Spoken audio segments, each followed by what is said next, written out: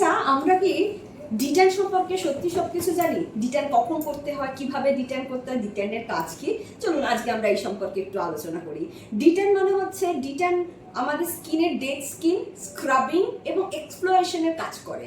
তো আমরা যদি ডেড স্কিনগুলোকে রিমুভ করে নিতে পারি তাহলে কিন্তু আমাদের একটা নতুন গ্লো জেনারেলি আসে। কিন্তু ডিটেন করার পরে কিন্তু সত্যিকারেরই বলছি একটা মাসাজের খুব দরকার হয়, এবং সেই মাসাজটা না করলে, যেরকম শ্যাম্পু করলে হেয়ার শুধু ওপেন থেকে যায়, ডিটেনের মাধ্যমেও কিন্তু সেরকম হয়ে যায়। বাট তারপরেও যদি এখন অনেক অ্যাডভান্স ডিটেন পাওয়া যায়, ক্রিম বেস হয়, স্ক্রাব বেস হয়, সেগুলো আলাদা আলাদা ব্যাপার। অবশ্যই ডিটেন কিন্তু চুজ করার আগে তার এক্সপ্লোরেশন ক্যাপাসিটিটাকে কিন্তু আমাদের দেখে চুজ করতে হবে।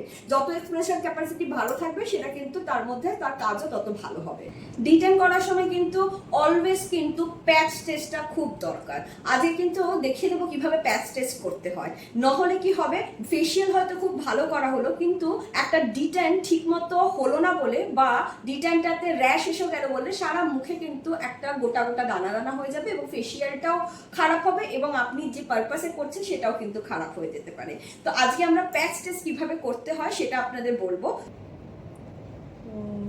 আমরা এই হাতের এই নরম জায়গাটাতে প্যাচ টেস্টের জন্য ফার্স্ট অ্যাপ্লাই করব।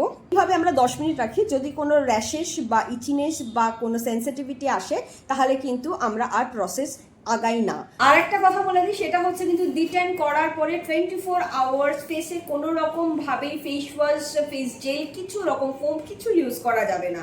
শুধু যদি খুবই অয়েলি বা কিছু হয় তাহলে কিন্তু জল দিয়ে জল ফ্ল্যাশ করে কিন্তু মুখ ধুতে পারেন। আর 15 দিন গ্যাপ হচ্ছে একটা ডিটেন থেকে আরেকটা ডিটেনের মধ্যে, খুব যদি দরকারি হয়। আদারওয়াইজ কিন্তু 1 মাসের গ্যাপে ডিটেন করা ভালো। তাহলে আজকে আপনাদের মনে হয় যে একটু এনরিচ হলো, ডিটেন সম্পর্কে আপনাদের আর না কোনো ভয় থাকবে, আর সম্পূর্ণ আপনারা নলেজ পেলেন। এবার সুন্দরভাবে ডিটেন করে ফ্লরিশ করুন।